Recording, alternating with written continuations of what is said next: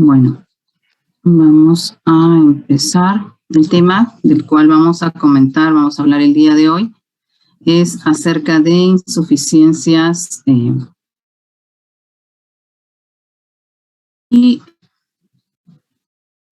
antes que nada vamos a definirlo, ¿no? Ya imagino que han desarrollado todo lo correspondiente a, bueno, los principales diferentes tipos de anemia, ¿no? Principalmente, también probablemente ya han visto algo de alteraciones en las otras series, ¿no? Leucocitarias, plaquetarias. Aquí estamos frente a una entidad que en cuanto a su etiología es bastante medular adquiridas y también insuficiencias medulares, ya sea hereditarias, ¿no? Y congénitas, por un lado.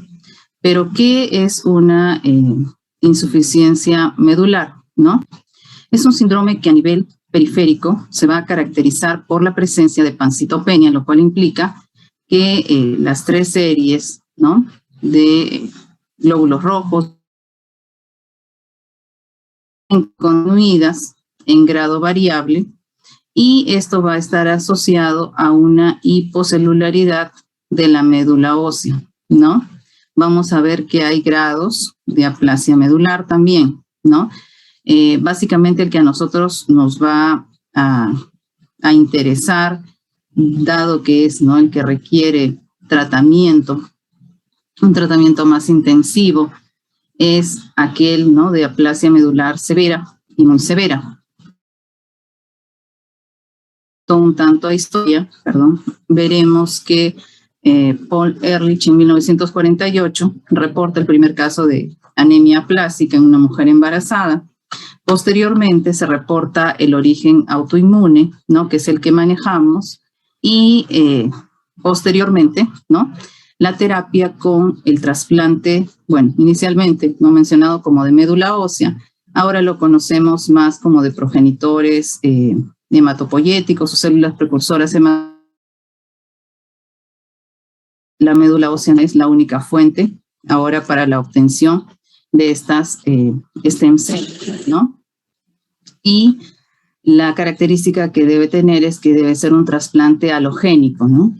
El donante debe ser diferente al receptor, dado que, ¿no?, la falla es primariamente en la médula ósea. Entonces, en cuanto a la epidemiología, veremos que, ¿no?, aproximadamente se va a presentar en los cuales la incidencia es mayor, ¿no? Como por ejemplo en el Asia, donde es de 2 a 3 veces mayor que en Europa e Israel, por ejemplo. Estos son unos datos en México. En cuanto a la población pediátrica, 3.9 casos por millón, ¿no? En general 3.9, pediátrica 4.2 y en adultos 3.8. Hay dos picos de incidencia, ¿no? Generalmente en adolescencia, tercera edad, predominantemente en varones, ¿no? Y mencionábamos también que a nivel de Asia había pues una mayor proporción de pacientes, ¿no? Bueno, esto en la bibliografía de México hay un primer pico de incidencia donde predomina, ¿no?, en varones, y en el segundo el predominio es en las mujeres. En cuanto a la clasificación de esta aplasia medular, que es la anemia aplásica grave, que va a tener determinadas características, tanto en lo que es médula ósea como en sangre periférica, ¿no?, caracterizada por hipocelularidad en médula ósea que va a ser menos de 25% y debe reunirse al menos 2 de estas 3 características en sangre periférica, que son el tener un recuento de neutrófilos menos de 500 por milímetro cúbico o 0.5 por 10 a la 9 por litro, ¿no?, lo cual implica una neutropenia severa, un recuento de plaquetas menor de 20.000 por milímetro cúbico o 20 por 10 a la 9 y un recuento de reticulocitos también menos de 20 por 10 a la 9 por litro. Estamos acostumbrados a que nos den estos valores habitualmente como porcentuales. Bueno, aquí los tenemos como absolutos. El paciente debe cumplir al menos 2 de estos 3, ¿no? Para tener en cuenta, ya en algunos grupos, ¿no?, de los que han rotado y están rotando conmigo, les he comentado, no sea presente, que esta no es constante a lo largo de la vida, sino que conforme aumenta la edad, la celularidad normalmente disminuye, ¿no? Pero habitualmente no llega a ser pues tan baja como 25%. ¿En qué se diferencia la anemia plástica grave de la muy grave, ¿no? O en otras bibliografías lo encontrarán severa, de la muy severa, básicamente en el recuento de los neutrófilos, ¿no? En la severa sería un recuento, ¿no?, propio de una neutropenia severa, y en la muy severa o muy grave, ¿no?, un recuento de neutrófilos menos de 200 por milímetro cúbico o 0.2 por 10 a la 9 por litro, que implica una... Y aquella anemia plástica no grave es aquella en la cual, ¿no?, se cumplen las dos características: la disminución de la celularidad en la médula ósea, la presencia de citopenias en sangre periférica, pero que no llega a cumplir, no llega a ser, ¿no?, a cumplir estos criterios de enfermedad grave, ¿no?, lo que conocemos habitualmente como una hipoplasia medular, ¿no? Entonces, aquí, ¿no?, ya al comienzo es como que estos problemas de insuficiencia medular podrían ser adquiridos, ¿no?, como es la gran mayoría de los casos, aproximadamente un 80%, o podían ser hereditarios o congénitos, ¿no?, más o menos en un 20%. Dentro de estos, pues, son enfermedades en sí raras, por lo mismo que, como pueden notar, ¿no?, la aplasia medular no es un diagnóstico tampoco, en primer lugar. En segundo lugar, vemos, ¿no?, que dentro del total de lo que son las aplasias medulares, las congénitas y adquiridas representan a lo más un 20%.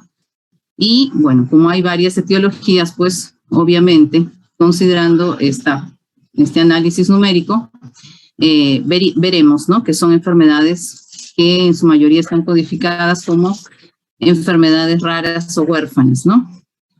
Tal vez no tanto lo que es la anemia de Fanconi, todas la disqueratosis congénita, pero bueno, son enfermedades en sí raras, que en su mayoría son hereditarias o en algunos casos pueden presentarse como una mutación de novo y obviamente a continuación pues dar la característica, ¿no?, hereditaria en los descendientes, ¿no? Por eso llamamos hereditarias y congénitas, ¿no? En cuanto a la anemia de Fanconi, va a ser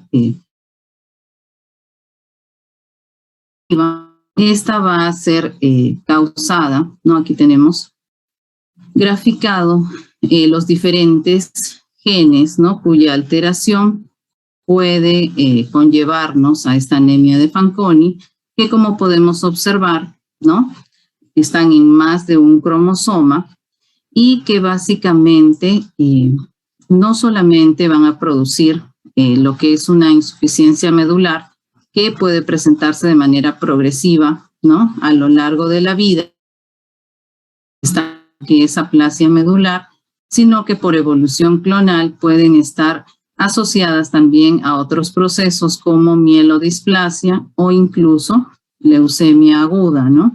Básicamente, leucemia mieloide aguda, la más frecuente.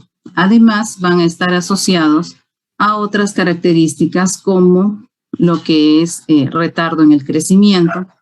A nivel cutáneo, ¿no?, se pueden presentar estas manchitas, ¿no?, que son más leche. Asimismo, hay diferentes tipos. No quiere decir que el 100% de los pacientes van a presentar todas las características, pero algunos presentan dismorfismos faciales, ¿no? Hipertelorismo, micrognatia, orejas de implantación baja. En algunos otros pacientes pueden presentarse alteraciones, ¿no? En lo que son las manos, ¿no? Puede haber pulgares hipernumerarios o también puede encontrarse alteraciones en lo que son el cúbito, el radio, ¿no? Con aplasia que generan este tipo de malformaciones, como podemos ver en esta foto superior a nivel central. Y bueno, en sí, ¿no? Si tenemos un paciente que reúne las características para ser catalogado, ¿no? Como una aplasia medular severa, ¿no? Entonces el tratamiento de elección va a ser las progenitoras hematopoyéticas, halogénico, ¿no? Y en aquel paciente que por X motivos no pueda llevarse a cabo este procedimiento, ya sea porque hay ausencia de donante o, bueno, tenga algún otro comorbilidad, ¿no? Que pueda hacer que no pueda realizarse el procedimiento, pues habrá que dar tratamiento básicamente pueden, por ejemplo, los andrógenos, ¿no? Como el andrógeno sintético que usamos, que es el danazol, ¿no? Citoquinas como la eritropoyetina, dependiendo de las citopenias que tenga, ¿no? Y qué tan severas sean, ¿no? Puede usarse factor estimulante de colonias, ¿no? En el caso de neutropenia severa sintomática o en el caso de trombocitopenia, el uso del trombopag, ¿no? Van a ejercer un efecto sinérgico, ¿no? Refuerzan la actividad del otro, ¿no? Si yo, por ejemplo, asocio eritropoyetina con factor estimulante de colonias, va a generar un mayor efecto que si los uso solos de manera separada, ¿no? Y bueno, la idea siempre es que en estos cuadros el tratamiento de elección, ¿no? Es el trasplante de progenitores hematopoyéticos y debe buscarse en el caso de que hay una falla, ¿no? En la respuesta a esta terapia de primera línea, tiene que buscarse en todo caso el donante no relacionado, ¿no? Y ya en caso, pues, o sea, dependiendo de los diferentes tipos de trasplante que puedan darse, ¿no? Generalmente cuando, por ejemplo, un paciente requiere un trasplante, lo primero que se busca es el donante compatible madre, ¿no? Que tenga el 100%, perdón, de los determinantes, ¿no? Del complejo mayor de histocompatibilidad iguales, ¿no? Compatibles. En caso no se tenga, ¿no? Se puede hacer una búsqueda de donante no relacionado que cumpla esa misma característica, ¿no? Que 6 sobre 6, los determinantes del complejo mayor de histocompatibilidad, sean compatibles. Generalmente, bueno, si bien acá, pero en otros países existen ya, ¿no? Bancos que tienen lista de donantes y simplemente cotejan en función de la información del receptor, ¿no? Aquel que pueda ser compatible de esa manera. Anteriormente, empleando estos dos tipos de búsqueda de donante, pues quedaban muchas veces pacientes en el camino, ¿no? Que no obtenían ni uno ni otro.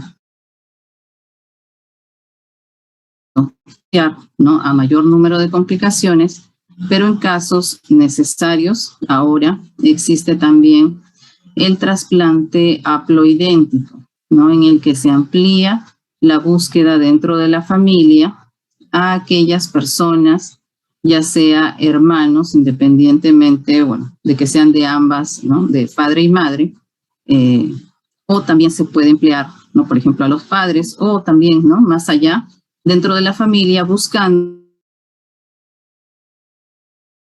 ¿no? Uno de los dos haplotipos que normalmente tenemos cada uno de nosotros, ¿no? Cada haplotipo nos da cada uno de nuestros padres, ¿no?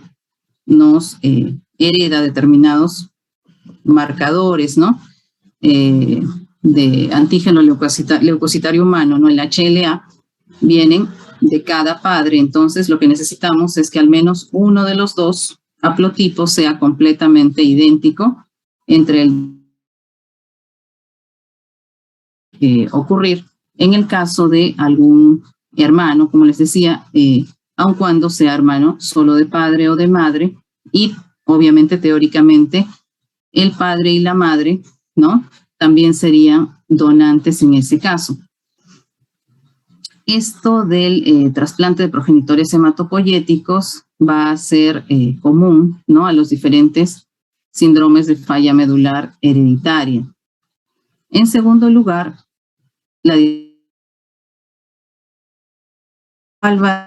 herencia, ya sea autosómica recesiva o ligada o dominante, y también ligada al cromosoma X, en la cual, ¿no? Según ello, van a haber diferentes genes afectados, como podemos ver aquí, ¿no? Y según el tipo de gen que esté afectado, también el patrón de herencia bastará. Bueno, no conviene tampoco ir tan no, hacia esta disqueratosis congénita va a estar caracterizada por una triada clínica, que es la de hiperpigmentación reticulada en la cara, el cuello, los hombros, ¿no? Como podemos evaluar en estas imágenes, y que es característica, ¿no? De la patología. Las uñas distróficas, como podemos ver acá en esta imagen en la esquina inferior derecha, donde prácticamente lo que se ven son esbozos de uñas, ¿no? Más no una uña normal en la mucosa oral, ¿no? Que habitualmente se produce posteriormente. Y en estos pacientes, más o menos entre un 40 a 50% de los casos van a presentar, ¿no? Un cuadro de insuficiencia medular, que no necesariamente tiene que ser tan tardíamente en la vida. Esto va a depender del grado de severidad, ¿no? De la disqueratosis. Y sí, la residencia sí me he cruzado con pacientes con disqueratosis. La anemia de Fanconi es más frecuente, y bueno, no más, ¿no? Se describen otro tipo, ¿no? Hay un número también, ¿no? De otro tipo de insuficiencias medulares hereditarias, como por ejemplo la trombocitopenia amegacariocítica, que va a ser causada por mutaciones en el MPL, que tiene que ver con el receptor de la trombopoyetina, ¿no? Que es de herencia autosómica recesiva, y que se va a caracterizar porque tiene un inicio básicamente neonatal, ¿no? Dependiendo también del tipo, porque hay dos tipos: la tipo 1, que es la forma grave, ¿no? En la cual desde el inicio de la vida prácticamente hay recuentos plaquetarios bajos y hay una progresión temprana, habitualmente por lo general antes de los 2 años, pancitopenia. Y también existe un tipo 2, que es una forma más leve, en la cual más bien hay un aumento transitorio de los recuentos de plaquetas por encima de 50,000 durante el primer año de vida, ¿no? O más tardíamente, antes de los 3 a 6 años, y en la que puede o no desarrollarse esta pancitopenia. Ojo, aquí no hay que confundir, hay otro tipo de trombocitopenia amegacariocítica que está asociada a alteraciones en el radio, que hay además, ¿no? Puede presentarse defectos cardíacos, ya sea comunicación interauricular o ventricular, anomalías del sistema nervioso central, ¿no? Como hipoplasia cerebral y cerebelosa, y retraso del desarrollo psicomotor. Como ya habíamos mencionado, básicamente va a estar condicionada por mutaciones en este gen, ¿no? MPL. Y bueno, la idea, al igual que los dos síndromes anteriores, es que el es células madre hematopoyéticas, siendo la única terapia curativa disponible, ¿no? Aparte de ello, sería el tratamiento de soporte, ¿no? Que va a estar caracterizado por múltiples transfusiones de plaquetas y obviamente con los riesgos consecuentes derivados, ¿no? de estos procedimientos repetitivos, como son la aloinmunización, la refractariedad, ¿no? A las transfusiones y la muerte por la terapia de soporte. Se produce una progresión a insuficiencia medular total, ¿no? Una aplasia medular trilineal durante los primeros años de vida. El 30% de los pacientes fallece debido a complicaciones hemorrágicas antes del trasplante y otro tanto, ¿no? Un 20% aproximadamente, fallece a consecuencia del mismo. Hay que tener presente que si bien, como hemos mencionado, ¿no? Es curativo el trasplante, pero este no está exento, ¿no?